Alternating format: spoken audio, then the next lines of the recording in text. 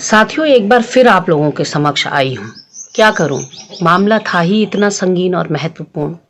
हमारे उत्तराखंड के टिहरी के रहने वाले भाई कमलेश भट्ट जी का दुबई में संदिग्ध परिस्थितियों में मौत हो जाती है, देहांत हो जाता है 16 अप्रैल को। कहा जाता है कि उनका देहांत हृदय गति रुकने से हुआ। काफी मशक्कत के बाद जब उनका शव दुबई से दिल्ली आता है तो भारत सरकार उस शव को लेने से मना कर देती है और फुटबॉल की तरह उस शव को वापस दुबई भेज दिया जाता है। अधिकारी मना कर देते हैं भारत सरकार के उसको लेने के लिए। अब सोचिए आप जरा कि क्या बीती होगी उन परिजनों पर जो अपने लाल का मरा हुआ मुंह भी नहीं देख पाए। मैं कहना चाहती हूँ इन हुक्मरानों से जो दिल्ली में बैठे हैं, जो उत्तराखंड में बैठे हैं, कि दर्द बराबर होता है, चाहे किसी का पिता जाए या किसी का पुत्र जाए। अपनों को खोने का दर्द सबको बराबर होता है।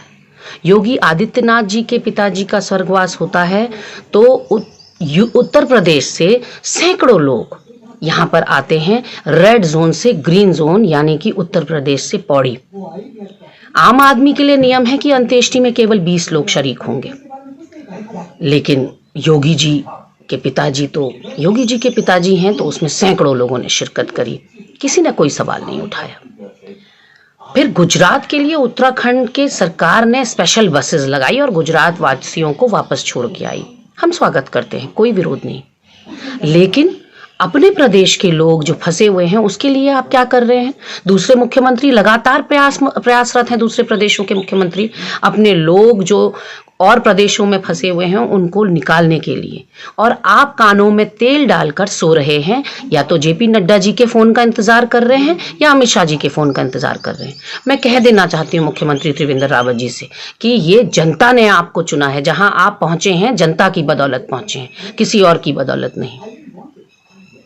इसलिए अपनी जनता के दुख, उनके कष्ट, उनकी पीड़ाओं को महसूस करना शुरू करिए, उनके दर्द को का एहसास करना शुरू करिए। तब आपको पता चलेगा कि जब अपने कहीं फंस जाते हैं और इन हालातों में, लॉकडाउन में, जिस तरह से आपने पहल नहीं दिखाई अपने टिहरी के उस लाल के शव को लाने की, ये पहल आपकी तरफ से होनी चाहिए थी।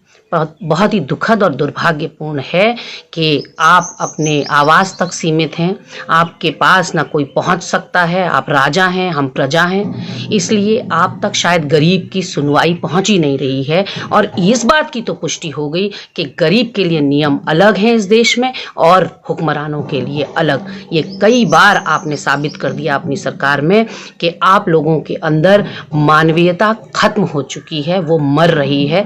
आप लोगों को दूसरों का दुख नहीं दिखाई पड़ता, उनकी पीड़ा नहीं दिखाई पड़ती। जो बाहर के लोग फंसे हैं, मैं फिर एक बार कहना चाहती हूँ कि देर से ही सही, लेकिन कुछ तो प्रयास करिए, उन लोगों को वापस लाइए।